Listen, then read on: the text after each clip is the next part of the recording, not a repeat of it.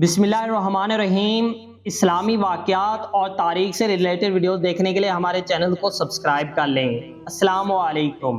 दिसंबर 1970 के इंतखाबात में वाज़े 300 में से 160 नशस्तें अक्सरियत हासिल करने के बावजूद शेख मुजीब को इक़्तिदार से महरूम रखा गया। मुत्तहिदा पाकिस्तान में सियासी कुशीदगी अरूज पर जा पहुंची और जनरल याहिया खान ने मशरक़ी पाकिस्तान में फ़ौजी ऑपरेशन शुरू कर दिया। मार्च या अप्रैल 1971 में अवामी लीग के सरबराह शेख मुजीब रहमान को ढाका से फौज ने हिरासत में लिया। हवाई जहाज के जरिए उन्हें पहले कराची फिर चकलाला लाया गया और बाद अज़ां मियांवाली जेल की एक कोठरी में कैद कर दिया गया। उन दिनों राजा अनार खान शाही किला लाहौर के तफ्तीशी सेल में स्पेशल ब्रांच के सब इंस्पेक्टर थे। उस वक्त के डीएसपी शेख अब्दुल रहमान राजा खान को मियांवाली ले आए, जहां उन्हें शेख मुजीबुर रहमान की नकलो हरकत पर नजर रखने के लिए कैदी का रूप धारना पड़ा। राजा खान अपने रुदात बयान करते हुए कहते हैं, इस सेल में कश्मीर से ताल्लुक रखने वाला एक और शख्स अयूब भी था। मुझे कैदी का रूप धारना पड़ा और यूं एक मशक्कती के तौर पर शेख मुजीबुर रहमान के सेल में दाखिल हुआ। राजा खान कहते हैं कि चंद हफ्तों तक तो शेख मुजीबुर रहमान इन्हें मशकूक समझते रहे, लेकिन वक्त गुजरने के साथ साथ वो मानूस हो गए और पूछा कि क्यों भाई, यहाँ किस जुर्म में पहुंचे? जवाब दिया, बाबा हमने एक लड़की को अगवा किया था, 3 साल कैद हुई है, इसलिए अब यहाँ पहुंच गए। सेल में एक बरामदा था, छोटा सा सहन जहाँ सिर्फ रेत थी, एक किचन और शेख मुजीबुर रहमान के सोने के लिए एक कमरा था। अयूब और राजा खान मिलकर शेख साहब के लिए खाना पकाते। राजा खान के मुताबिक वो इन्हें बाबा के नाम से पुकारते थे। राजा खान के बकौल शेख मुजीबुर रहमान अमूमन चुप रहते। जेल में उन्हें मुल्की सियासी हालात से बिल्कुल बेखबर रखा जाता। अखबार, टीवी, रेडियो, हत्ता के खत्तो किताबत तक की भी इजाज़त ना थी।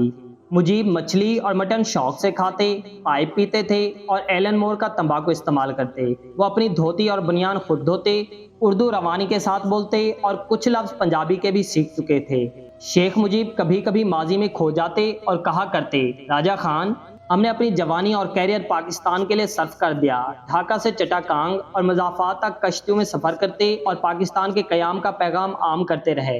वो मौजूद सियासी मंजरनामे का जिक्र करते हुए अफसुर्दा हो जाते। चंद माह बाद उन्हें साहिवाल जेल मुंतकिल किया गया, जहां से उन्हें फैसलाबाद सेंट्रल जेल लाया गया।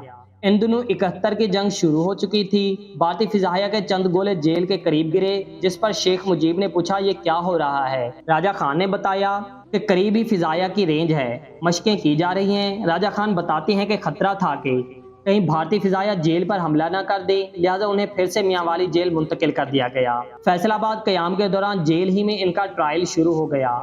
वो पुरएतमाद तरीके से ट्रायल में पेश होते, लेकिन उन्हें यकीन था कि ट्रायल का फैसला इनके खिलाफ आएगा। राजा अनार खान सिक्योरिटी अफसर के रूप में शेख मुजीबुर रहमान के मशक्कती थे, जो आहिस्ता आहिस्ता उनके करीब होते जा रहे थे। एक बार जब राजा खान ने इनसे अवामी लीग के बारे सवाल पूछा, तो शेख साहब ने ताजुद्दीन, जो बाद में बांग्लादेश के वजीर आजम भी बने, के बारे तहफ़्फ़ुज़ात का इजहार किया और कहा कि उन्हें खदशा है कि वो भारत के साथ मिलकर कोई चाल ना चलें, लेकिन साथ ही उन्होंने ऐसे सियासतदानों को पार्टी की जरूरत भी करार दिया। मियांवाली जेल में चंद रोज कैद के बाद उन्हें चश्मा बिराज कैंप में लाया गया और यहाँ से फिर उन्हें साहला पुलिस कॉलेज के ऑफिसर हॉस्टल में मुंतकिल कर दिया गया, जो इनके पाकिस्तान में आखिरी कयामगाह साबित हुई। राजा अनार खान के बकौल साहला में उनके कमरे की कुर्सी में ट्रांसमीटर्स नस्ब थे और ऑपरेटर के जरिए उनकी तमाम नकलो हरकत और गुफ्तगू रिकॉर्ड की जाती।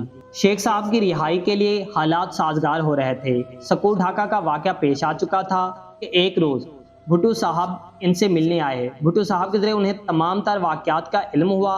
इस मुलाकात के दौरान राजा खान पर्दे के पीछे पिस्तौल थामे अपनी ड्यूटी सर अंजाम दे रहे थे, क्योंकि इस मुलाकात में नाखुशगवार वाक़े का खदशा था। शेख मुजीब स्कूल ढाका से यकसर लाइल्म थे। भुट्टो को देखते ही बोले कि तुम यहाँ कैसे पहुँचे?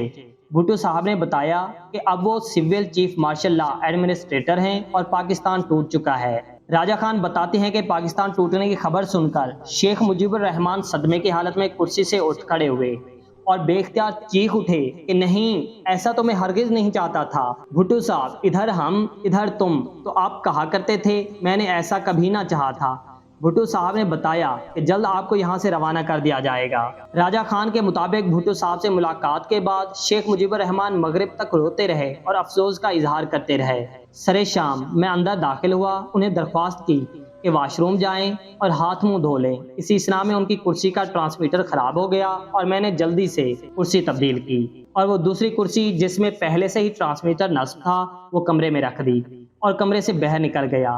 عشاء کی نماز کے دوران آپریٹر جو بنگالی زبان بھی جانتا تھا نے بتایا کہ شیخ مجیب الرحمان سجدے میں گر کر روتے رہے اور کہتے رہے، یا اللہ، میں نے تو کبھی ایسا نہ چاہا تھا، یہ کیا ہو گیا۔ یہ سب بیان کرتے ہوئے راجہ خان کی آنکھیں بھیگ چکی تھی اور ان کی زبان لرزتے ہوئے بند ہو چکی تھی اور راجہ خان ہچکیاں لیتے ہوئے روتے رہے۔ انٹرویو کچھ لمحے کے لیے روکنا پڑا اور یوں محسوس ہوا جیسے ہم بھی راجہ خان کے ساتھ سہلہ کالج کے آفیسرز ہوٹل کے اس کمرے میں ہیں۔ شیخ مجیب الرحمان رات گئے تک روتے رہے۔